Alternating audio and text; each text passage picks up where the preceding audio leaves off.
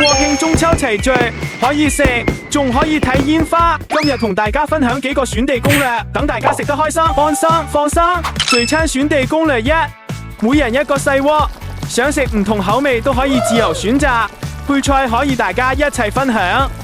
聚餐選地攻略二，食材要好食，新鮮有溫度，食椰子肉大嘅正宗海南文昌雞，24小時冰鮮到店，先有呢種獨特嘅鮮香嫩滑口感，加上海南椰青同泰國香水椰黃金比例嘅椰青湯底，咩口美味，全港真係只係呢度先食到，再配埋靈魂炸料，食一次就想 encore。